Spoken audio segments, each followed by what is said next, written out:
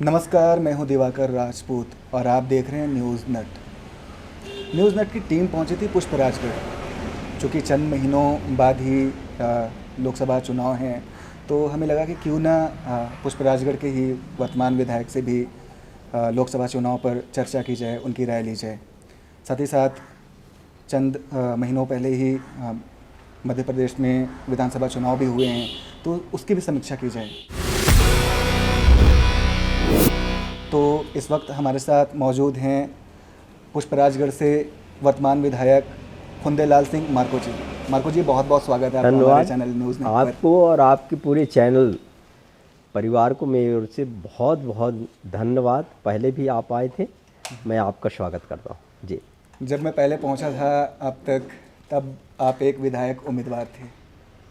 अब आप जनता द्वारा चुने जा चुके हैं, कैसा महसूस कर रहे हैं?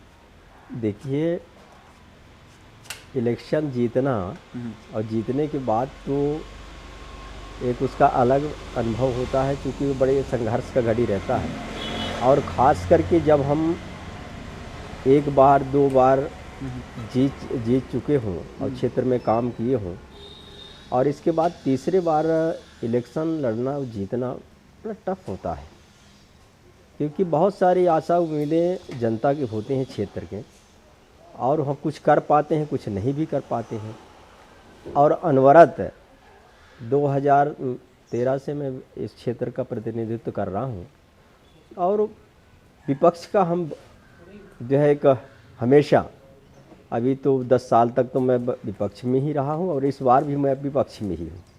तो जितना मेरे से हो सकता है मैं काम भी करता हूँ, और एक सुखद अनुभव मेरे जीवन का रहा है कि आदरणीय मतदाताओं ने, आदरणीय जनताओं ने, कार्यकर्ताओं ने इस बार बहुत मेहनत किए, और उनके जनता की आशीर्वाद तो है ही है मतदाताओं की। और मुझे ऐसा लगता है कि ये जीत मेरे लिए, चूँकि जीत का अंतर बहुत कम रहा, इसके बाद भी हम संतुष्ट हैं कि जितना हमने किया उस आधार पर मेरे मजदूरी का आकलन भी हुआ होगा, ऐसा मैं मानता हूँ। क्योंकि मेरा सवाल भी यही था। हाँ। कि आप जीत कर तो आए हैं पुष्पराजगढ़ से, लेकिन ये बात तो आपको भी माननी ही पड़ेगी कि अंतर इस बार बड़ा कम रहा है। हाँ, मतलब मुकाबला खड़ा था। बहुत बहुत कड़ा, बहुत। कैसे देखते हैं इसे? हाँ, इसको यही हम मानते हैं। एक तो क्या है कि भाजपा का जो प्रत्याशी चयन करने का और उनको अधिकृत करने का उन्होंने 2 महीना पहले कर दिया। एक युवा चेहरा भी दिए, और इसके साथ उनके पास धन है, क्योंकि सरकार अनवरत केंद्र और राज्य में डबल इंजन की सरकार है। तो सारे संसाधन उनको उपलब्ध कराया गया। प्रशासन के पूरे कार्यक्रम जितने भी होते थे उसमें भाजपा प्रत्याशी को प्रोटेक्ट किया जाता था, उसको ज़्यादा प्राथमिकताएं दिए जाते थे, हैं। तो और जल्दी टिकट होने के कारण भी वो दौड़ा, खूब दौड़ा। हमारा टिकट लेट, थोड़ा सा देर में हुआ, तो इसका भी अंतर कुछ आता ही है। लेकिन पुष्पराजगढ़ हमारा, आपको बताऊं मैं कि ये जनजातीय समुदाय के लोग हैं, और हमेशा कांग्रेस के साथ रहे हैं। कितना भी आप संघर्ष करें, सब कुछ करें, क्योंकि मैं एक आदिवासी समाज का, गोंड समाज का हूँ, और समाज में मेरा लगाव है, वहाँ जहाँ से मैं जन्म लिया हूँ। अनवरत हम जो है जनता के बीच में, समाज के बीच में जा कर के बैठना, बताना, का उनके हर दुख सुख में खड़े होना, ये अनवरत हम करते रहते हैं। कोई ऐसा नहीं है कि हम एक नेता बन के जाएं। मैं अपने आप को जब समाज के काम में जाता हूं तो मैं उनका बेटा मानता हूं। मैं बेटा है ही हूँ, नेता नहीं, मैं बेटा हूँ। ये मेरा रहता है, और उसका मैं पालन भी करता हूँ। इसलिए मुझे एक अच्छा वो मिला है कि इनसे कैसे लड़ा जाए, और वो प्रेम से बढ़कर के मेरे ख्याल से कोई अस्त्र नहीं है। कितना भी आप करिए, हमको जो प्यार से, मोहब्बत से लोगों के दिल को जीता जा सकता है, पैसे से भी नहीं जीता जा सकता। इन्होंने बहुत खर्च किए। मैं तो 36,000 से इसी पुष्पराजगढ़ में जीता, फिर 22,000 से जीता। अच्छे अच्छे लोगों को ने, लेकिन कहीं ना कहीं अंतर कम होते हुए दिख रहे हैं। ये अंतर जो हमारा कम हुआ है, ये मेरे लिए चिंता का विषय है। इस पर हम काम भी कर रहे हैं। और वो काम में जो हमने सर्वे किया बीच में जीतने के बाद, हम सर्वे भी किए। बहुत सारे लोग अन्य प्रदेशों से जहाँ चुनाव नहीं था, वहाँ से आरएसएस के लोग आके और क्षेत्र में काम किए।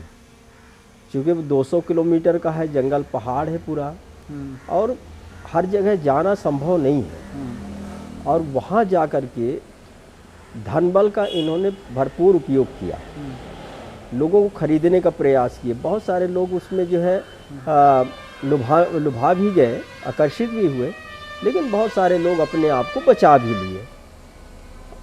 तो उसका कारण यही था कि जीत का अंतर कम होता गया।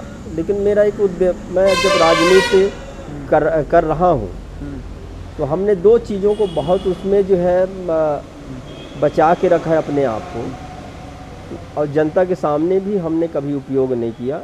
मदिरा पान मुझे नहीं कराना है, कोई नशा पत्ती नहीं कराना है, पैसा का प्रलोभन नहीं देना है। मैं आपका काम करूँगा, मैं सेवक हूँ, मैं आपके काम करने का ये मैं गारंटी देता हूँ। जितना मेरे से हो सकेगा वो मैं काम करूँगा।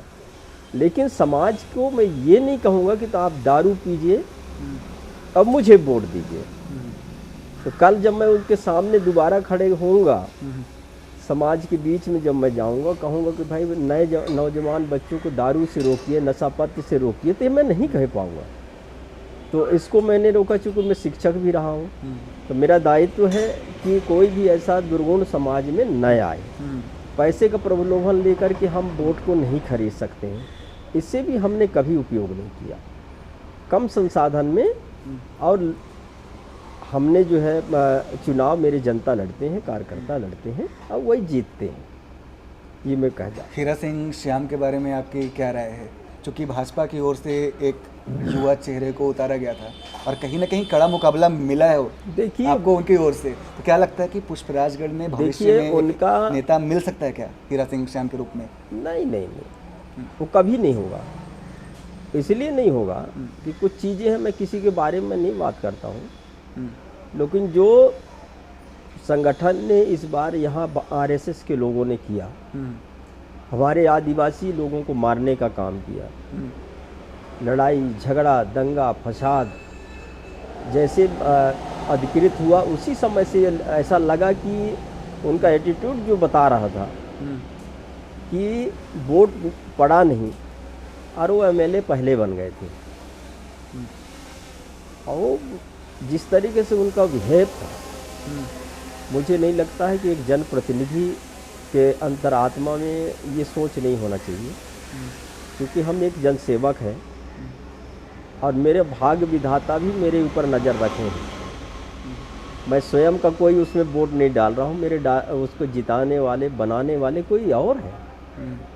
हम तो एक याचक हैं, याचना कर सकते हैं, और हमारी उस याचना को स्वीकार करना हमारे मतदाताओं का काम है, जनता की काम है। ये ध्यान हमेशा रखना चाहिए, उनको भी मैं यही सलाह देता हूँ। और ज़्यादा कहने की उचित नहीं है, समय आएगा, मेरे भी शुभकामना है। कोई आते हैं, आगे बढ़ें, क्षेत्र का काम करें, देश का काम करें। नौजवानों का ये देश है, भारत देश है, अच्छा है। चूँकि अब आप विधायक बनाए जा चुके हैं, तो मध्य प्रदेश के विकास को लेकर क्या दृष्टिकोण है आपका? देखिए, अभी हमारा अनुपूरक बजट चल रहा है, जो अभी विधानसभा सत्र जो चल रहे हैं हमारे। आपको बताऊं मैं कि मध्य प्रदेश में 8.5 करोड़ का ये प्रदेश है, जिसकी जनसंख्या है। 27% हमारे आज ट्राइबल के लोग हैं, और 27% लोगों वे लोग हैं जो सीधे अंतिम पंक्ति के लोग हैं, जिनके पास बिजली नहीं है, पानी नहीं है, रोड कनेक्टिविटी नहीं है। विभिन्न तरीके से सरकार के लोग तो ऐसा दावा करते हैं कि उनके सरकार में तो गांव-गांव तक सड़क पहुंचा है, प्रधानमंत्री सड़क योजना के तहत। बिजली भी पहुंची है। मैं तो कहता हूँ सदन में अभी बोल के आया हूँ, अभी की बात मैं कर रहा हूँ, अब जो 7 तारीख से जो चल रहा है वहाँ हमने बोल के आए हैं कि आप चलिए मेरे क्षेत्र में चलिए ना। मैं दूर की बात नहीं कर रहा हूँ, मैं तो प्रत्यक्षदर्शी हूँ ना। मैं एक मेंबर हूँ लेजिस्लेटिव कंपनी उसका असेंबली का, मैं तो मेंबर हूँ। और जो हम देखेंगे वहीं सदन में उठाएंगे जिसकी कल प्रमाण हो सके। तो फुंदेलाल सिंह का क्या प्रयास रहने वाला है इस बार? मेरा प्रयास, हम एक कार्यकर्ता हैं, कांग्रेस पार्टी का एक कार्यकर्ता है, और मेरा नेता मेरे प्रदेश अध्यक्ष और राष्ट्रीय अध्यक्ष खड़गे जी हैं, आदरणीय राहुल गांधी जी हैं। और हम पार्टी के विचारधाराओं से बंधे हुए हैं, उनके निर्देश आदेश का हम पालन करते हैं। जो पार्टी कहेगी, जो निर्देश देगा करेगा, वो हम करने के लिए तैयार हैं। आप अपना नेता राहुल गांधी को तो बता रहे हैं, लेकिन कहीं ना कहीं भारत के लोग उनको एक नेता के रूप में स्वीकार नहीं कर रहे हैं। देखिए क्या होता है कि एक समय वो गांधी परिवार है। देश के लोग ये तो नहीं भूलेंगे कि महात्मा गांधी जी को गोली से मार दिया गया, हत्या की गई, ये इसको भूल जाएंगे क्या आदरणीय? लेकिन अब महात्मा गांधी को किसी पार्टी से जोड़कर तो नहीं देखा जा नहीं, सकता है ना। पार्टी से नहीं, विचारधारा हमारी कांग्रेस वहीं से चल रही है। हम अहिंसावादी लोग हैं। हमारे आदरणीय श्रीमती इंदिरा गांधी जी जो पूर्व प्रधानमंत्री रही हैं, उसी गांधी परिवार के हैं। वहीं हमारे जो नेहरू जी थे, वहीं हमारे कुछ याद दिलवाना चाहूँगा। आपने इंदिरा गांधी का नाम लिया, तो जो ऑपरेशन जो था ब्लू स्टार उनके समय में ही हुआ था। देखिए अब होते रहते हैं, अहिंसावादी बात कर रहे हैं, विचारधारा की बात कर रहे हैं। देखिए हमारा है विचारधारा अहिंसावादी, उन्हीं के सरकार में लगाई गई थी। अब राजीव गांधी जी हैं जिनका हत्या किया गया, तो उसी परिवार से निकल के हमारे देश के प्रधानमंत्री बने। इसके बाद उनके निर्मम हत्या भी लोगों ने किया। आज ये देश कभी नहीं भुला सकते। और वहाँ और पीछे हम चलें, जब हमारे आदरणीय प्रधानमंत्री जवाहरलाल नेहरू जी जब बने हैं, उस समय हमारे जो है हम गुलाम भी थे, गुलामी की ज़िंदगी से हम उभर के आए। इसके बाद ये हमारे छोटी सी जनसंख्या हमारे प्रदेश की विभिन्न धर्म समुदाय के लोग जहाँ निवास कर रहे थे, इन सारे लोगों को हम कैसे इकट्ठे जोड़ के रखें, हमारी आर्थिक स्थिति, हमारी जो है न्याय क्या है, हमारा कार्यपालिका कैसे हो, जो सर्वांगी हो कि सभी लोग स्वीकार उसको करें। ऐसे कानून का निर्माण करना, लोगों को समंजस बनाना, ये सारी चीज़ें जब हमारे एक साथ काम मिला तो इस देश को सजाने में, संवारने में, आगे बढ़ाने में कांग्रेस ने अनवरत काम किया। और वही जो बीज है आज बढ़ कर के पौधा बन गया। जहाँ आज हम एक उदाहरण में बताता हूँ कि एक नीचे हम एक तल बना लेते हैं घर, उसके ऊपर डबल मंजिल बनाए, तो उस नींव को कोई थोड़े देखता है कि ये नींव में क्या पड़ा है। लेकिन अट्टालिका जब ही खड़े हो सकेगा जब हमारा नींव मजबूत होगा। उस समय जो तत्कालिक जो व्यवस्थाएं थीं वो नेहरू परिवार और कांग्रेस ने किया, और हमारे लोकतंत्र को उन्होंने बचा रखे। संविधान का उन्होंने निर्माण किया। उस संविधान को प्रत्येक जाति, समुदाय, धर्म के लोग ने स्वीकार किया, और स्वीकार करने के बाद ये देश धीरे धीरे धीरे धीरे आगे बढ़ा। आज जहाँ पर सत्ता, देखिए सरकारें तो आती जाती रहती हैं, हर 5 साल में चुनाव होंगे। आज इसकी सरकार है, कल उसकी सरकार हो जाएगी, कुछ आलोचनाएं करने के लिए उनको भी रह जाएगा। तो ये आलोचना का ये काम आज जो हो रहा है, किसी के मूर्ति हटा देना, किसी के नाम परिवर्तन कर देना, उसमें अपनी वाहवाही भाजपा ले रही है। मैं आपको, लेकिन कहीं ना कहीं भाजपा की ओर से तो ये कहा जाता है ना कि वो जो मूर्ति जिसके बारे में आप बात कर रहे हैं कि वो गुलामी के प्रतीक हैं, तो तो गुलामी के प्रतीक को हम कहीं ना कहीं हटाना चाहते हैं, भाजपा के लोग ऐसा कहते हैं। गुलामी क्या है? गुलामी इन लोगों ने देखा है गुलामी को? किसने, कितने लोग शहीद हुए इनके, बताएं, गिनाए हमको कि इस लड़ाई में, जब स्वतंत्रता की लड़ाई हम लड़ रहे थे, उस समय कितने लोग आरएसएस के मारे गए, कितने लोग भाजपा के मारे गए, कितने लोग शहीद हुए। आपने देश के लिए क्या, कितने लोगों ने आपको कुर्बानियां दी, आप बताएं, लिस्ट बता दें। मिर्चा चोर लोगों को आप जो है आज सम्मान दे रहे हो। मुझे ऐसा नहीं, हमारी इतिहास है और उस इतिहास के आधार पर कांग्रेस आज न्यू, जिसका 128 वर्ष जिसकी उम्र हो गया, एक विचारधारा है हमारा। ठीक है, हम शून्य में पहुंच जाएंगे तो भी वो विचारधारा जीवित रहेगा, उसको कोई खत्म नहीं कर सकता है। आज ठीक है, आपका स्टार है, आप सब बल्ले बल्ले दिख रहा है, अच्छा दिख रहा है, सब खराब हैं, आप ही भर अच्छे हैं, ऐसा संभव नहीं है। मतलब आप ऐसा मानकर चलते हैं कि देश के आज़ादी में जो सबसे बड़ा योगदान रहा है वो कहीं ना कहीं कांग्रेस विचारधारा का ही रहा है। बिल्कुल, कांग्रेस ही विचारधारा रही। अब उन्होंने लड़ा, अब उसमें सारे समाज के लोग मिलकर के लड़ाई लड़े, उसको सारे लोगों ने स्वीकार किया कि यार गुलामी से हमको जो है निजात पाना है। सभी धर्म, विभिन्न धर्म समुदाय के लोग, सारे लोग एक मतलब माला बन गए, पिरो दिया गया। और वो जब आगे बढ़े तो आज हम इस मुकाम तक पहुँचे हैं।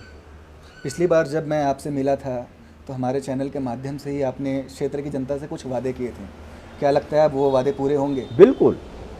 कुछ बड़ा भी मिलने वाला है क्या पुष्पराज को? देखिए, मैं तो हमेशा करना चाहता हूँ, और जहाँ भी हम रहेंगे अपने आप को वहाँ उपस्थिति अपना दर्ज कराएंगे।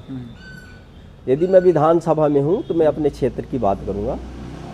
प्रदेश की यदि कहीं बुराई है और कमजोरी और भ्रष्टाचार नज़र आते हैं, वो भी बात मैं उठाता हूँ। और सरकार को हम आईना दिखाने का काम, मेरा जो जनता ने मुझे सौंपा है, बखूबी जब वहाँ से मैं लौट के आऊँ, ये ना कहे कि आपने वहाँ बैठ के चले आए, ये बात आपने क्यों नहीं रखा। तो वहाँ भी हम अपना प्रेजेंटेशन जो है बताने का, दिखाने का काम करते हैं। विधानसभा चुनाव के समय लोगों द्वारा आप पर आरोप भी लगाए जा रहे थे कि आपके विधायक रहते केवल और केवल यात्री प्रतीक्षालय ही बनाए गए।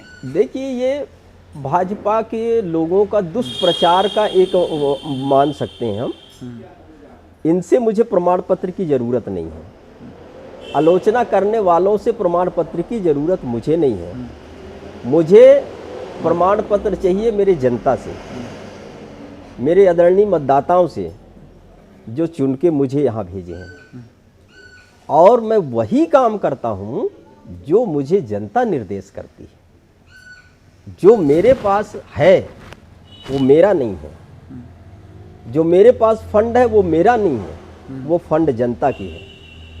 आपको मैं बताऊं कि मेरे 144 ग्राम पंचायत हैं पुष्पराजगढ़ में पूरे, 119 इधर, 124 नीचे जताहरी ब्लॉक का भी मेरे में आते हैं।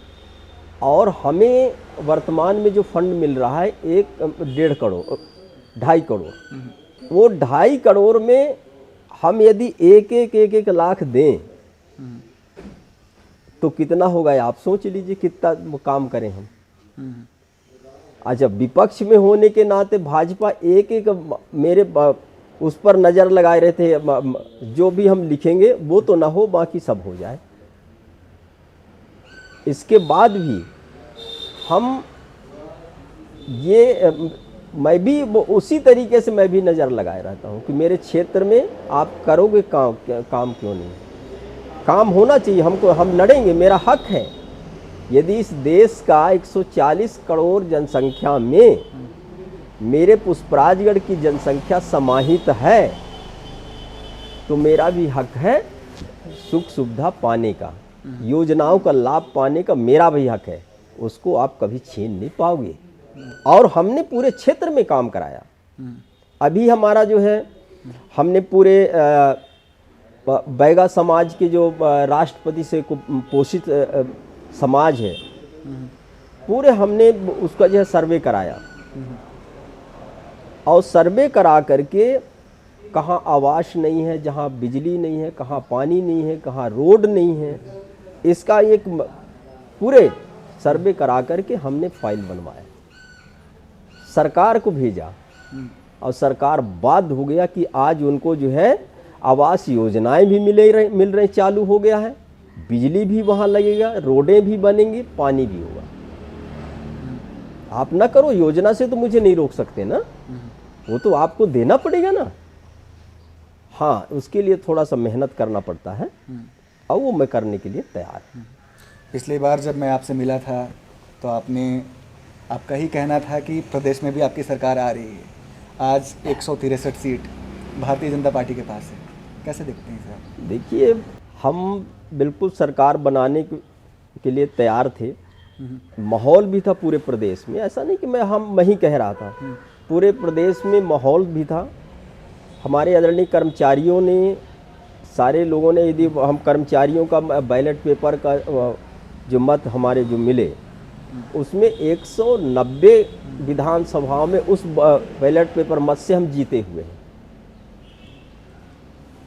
तो कर्मचारियों ने वोट दिया, उनके परिवार के लोगों ने वोट दिया, हमारे बेरोजगार जो नाराज थे उन लोगों ने भी वोट दिया, किसान नाराज थे वो भी हमारे वोट दिए, जीएसटी और नोटबंदी से व्यापारी हमारे परेशान थे वो भी हमको वोट दिए।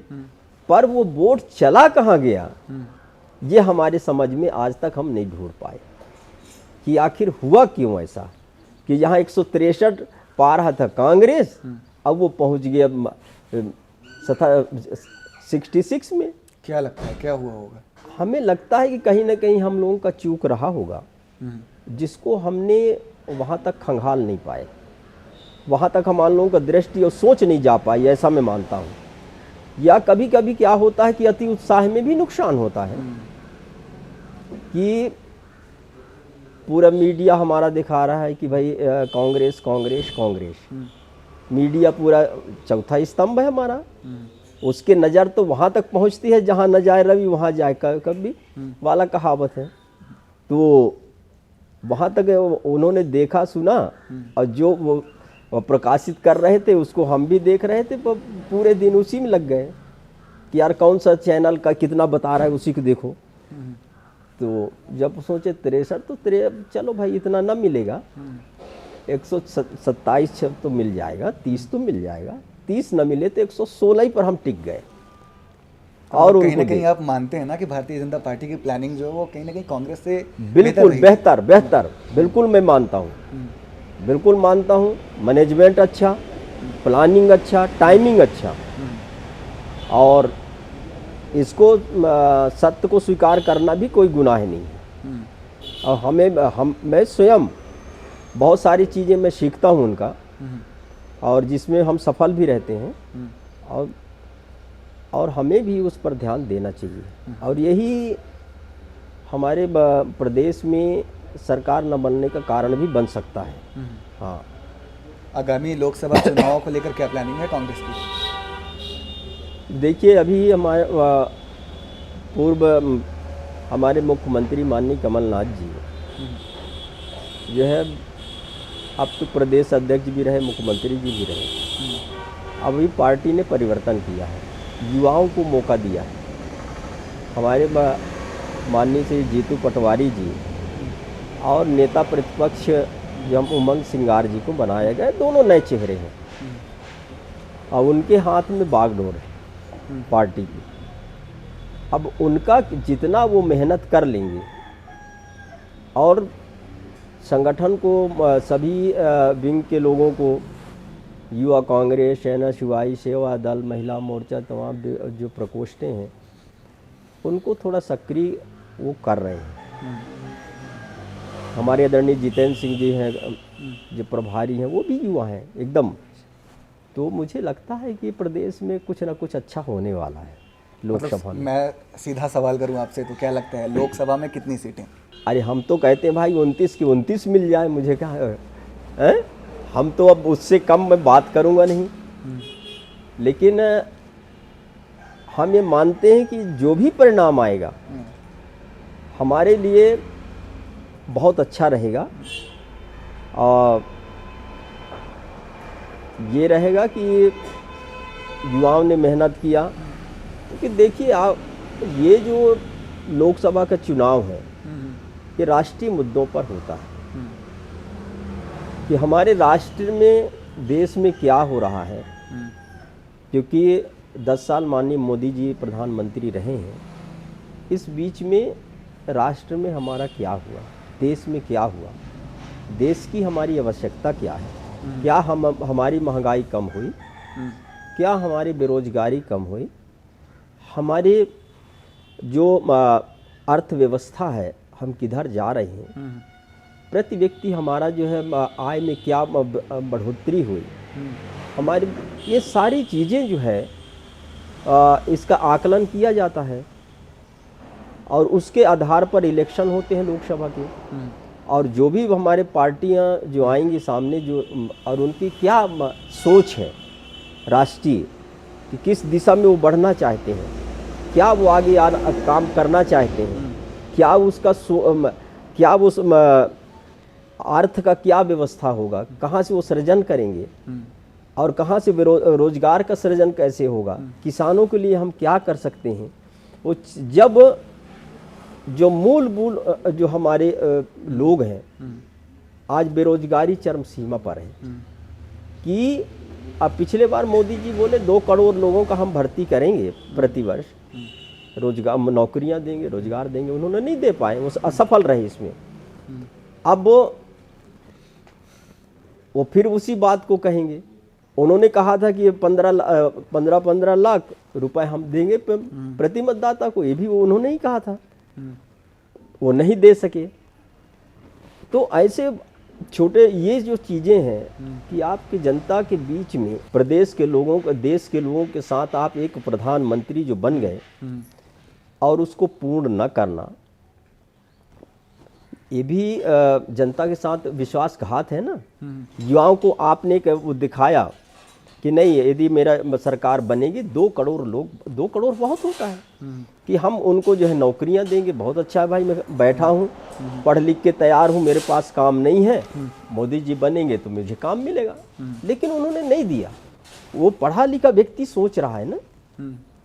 आज हमारे पूरे देश में जो आज पेट्रोल है, डीजल है और अंतर्राष्ट्रीय हमारे जो कच्चे तेल का क्या भाव है, हमें कैसे मिल रहे हैं, उन पर जो है हम लागत, कितने टैक्स हम लगा रहे हैं, हमारे लोगों को, जनता को कैसे उनको जो है आप बोझ डाल रहे हैं, कितनी महंगाइयाँ उसके कारण बढ़ रही हैं, ये सारी चीज़ें आएंगी। और तो मैं मानता हूँ कि इस बार जो है देश में एक ऐसा अभूतपूर्व परिवर्तन आएगा। और माननीय राहुल गांधी जी तो एक बड़े आदम साहस का व्यक्ति है, वो जिन्होंने पूरा पश्चिम, उत्तर, दक्षिण, वो चारों तरफ यात्राएं कर लिए। जब कन्याकुमारी से लेकर के और कश्मीर तक का उन्होंने जब पैदल यात्रा किए, तो उस गांधी परिवार के एक बेटा जो सीधे पैदल चल दिया, जिसको देखने के लोग तरसते थे, और वो रास्ते में इस यात्रा में उन्होंने बहुत सारे लोगों को मिले, जोड़े, और जिसके हाथ छू दे तो 2-4 पंचवर्षीय उसको छूता रहेगा कि राहुल गांधी से मैंने हाथ मिलाया, राहुल गांधी जी के साथ हमने चला, उनसे बातें की, लाखों लाख लोगों से बात की।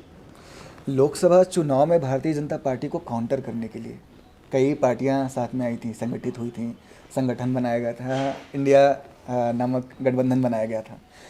कहीं ना कहीं भारतीय जनता पार्टी के लोग उसे ठगबंधन का नाम देते थे, और कहीं ना कहीं ये चीज़ सही भी साबित होती हुई दिख रही है, क्योंकि जो उसके नेतृत्व करता थे नीतीश कुमार, वो अब इंडिया गठबंधन में शामिल हो चुके हैं। आप इसे कैसे देखते हैं? देखिए, जितने भ्रष्टाचारी हैं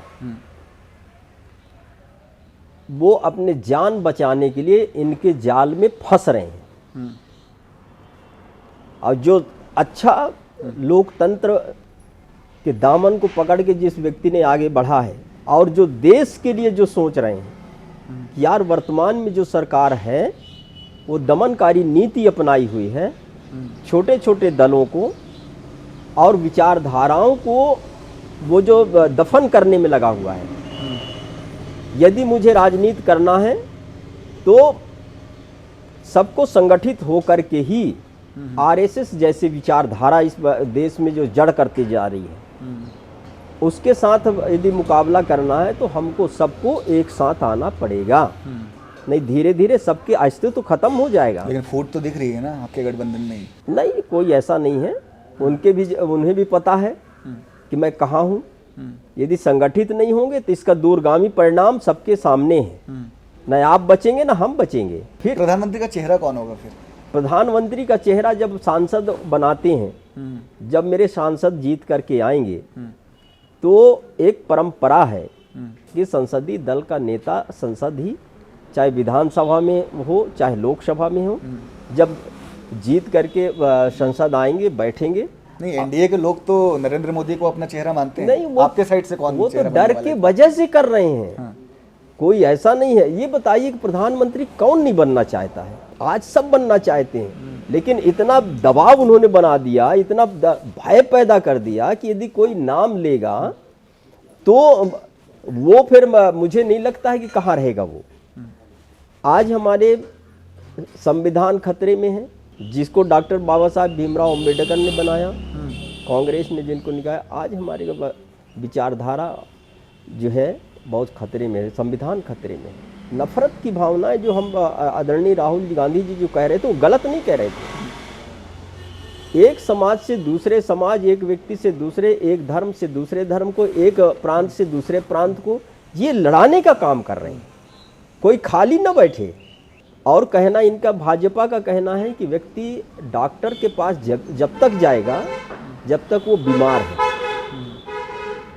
और जैसे वो ठीक हुआ डॉक्टर का संपर्क खत्म हो जाएगा। क्यों जाएगा भाई? इनको बीमार बनाए रखिए, जीने के लिए उतना ही रोटी दीजिए, जीवित मात्र रहे। ये इन लोगों का विचारधारा है, नफरत की विचारधारा, फूट की विचारधारा, भय का। ये देश में जो है ऐसा वातावरण बना के रखें। राम मंदिर कितना प्रभाव रखने वाला है लोकसभा चुनाव में? क्या लगता है कांग्रेस को कुछ नुकसान पहुंचा पाएगी भाजपा? नहीं, काहे को पहुंचाएगी।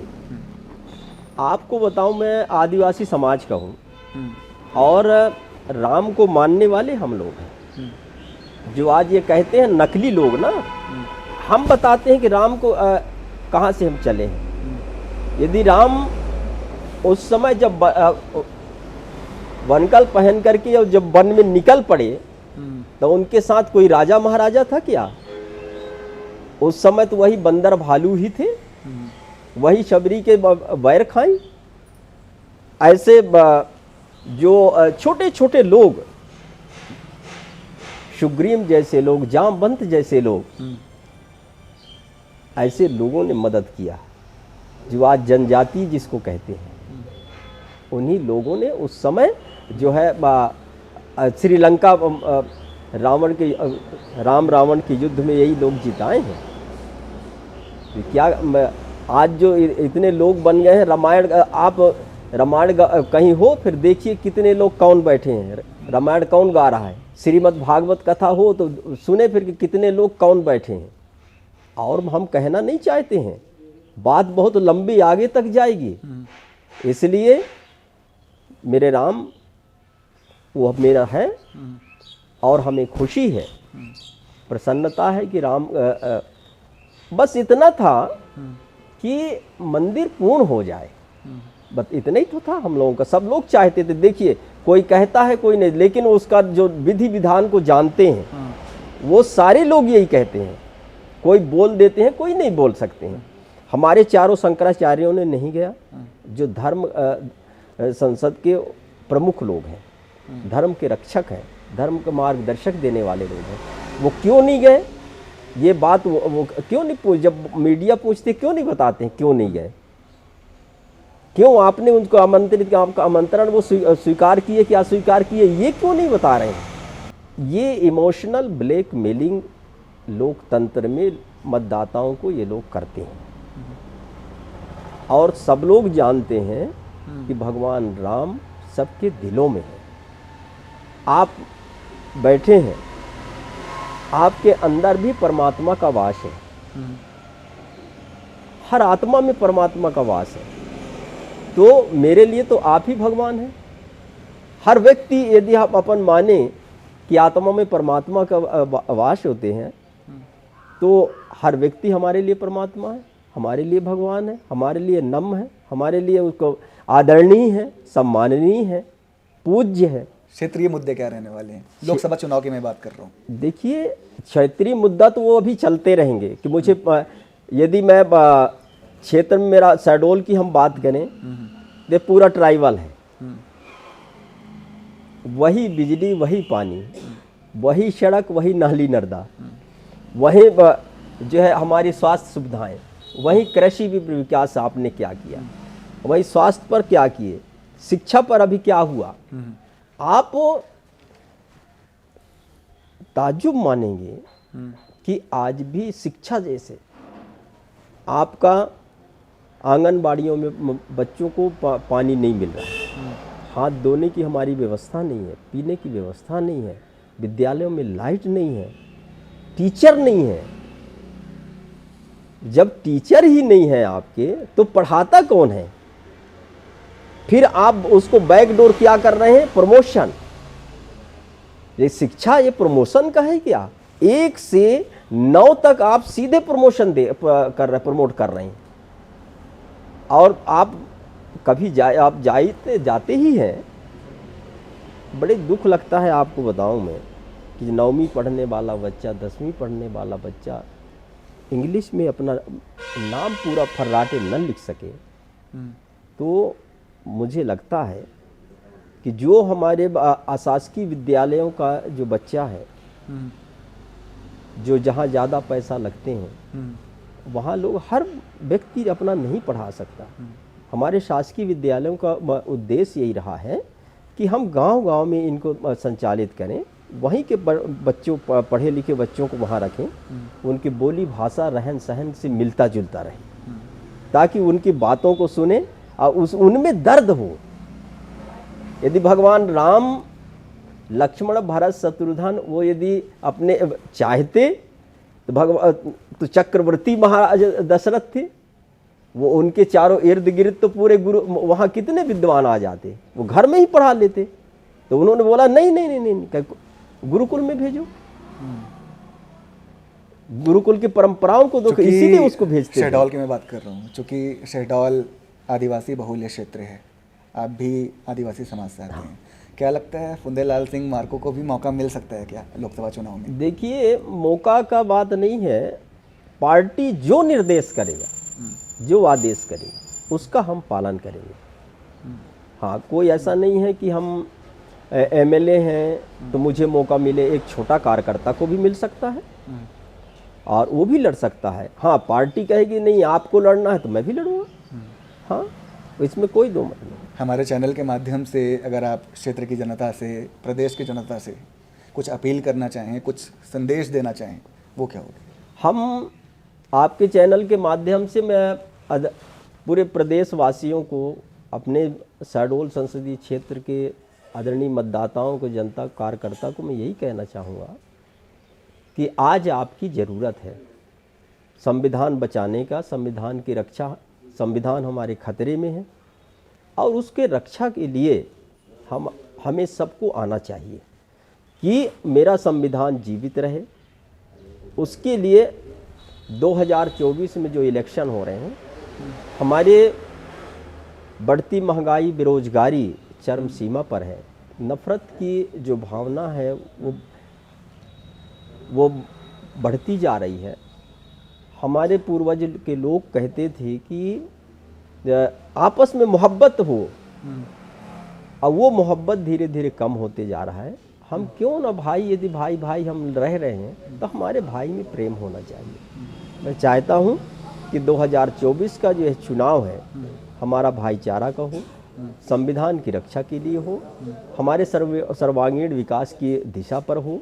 वो गरीब जो आपकी ओर निहार रहे हैं कि व्यक्ति को, उसका जो है उनका विकास हो।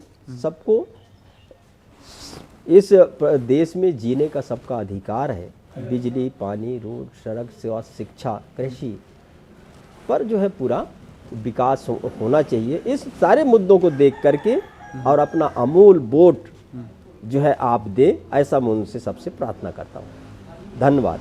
तो ये थे हमारे साथ पुष्पराजगढ़ से वर्तमान विधायक फुंदेलाल सिंह मार्को जी, जिन्होंने अपनी बातें रखी, लोकसभा चुनाव को लेकर अपनी राय रखी। तो ऐसे ही अलग अलग नेताओं तक पहुँचेंगे, अलग अलग प्रतिनिधि तक पहुँचेंगे और आप लोगों के सवालों को रखने का प्रयास करेंगे। अगर आपको हमारी वीडियोज़ अच्छी लगती हैं तो वीडियोज़ को लाइक करें, दोस्तों के साथ साझा भी करें और चैनल को सब्सक्राइब करें। मैं दिवाकर राजपूत, मेरे साथ हैं कैमरे के पीछे देवेश मान जी। देखते रहिए हमारा चैनल न्यूज़ नेट। बहुत बहुत धन्यवाद आपका, बहुत बहुत धन्यवाद मार्को जी आपका। धन्यवाद।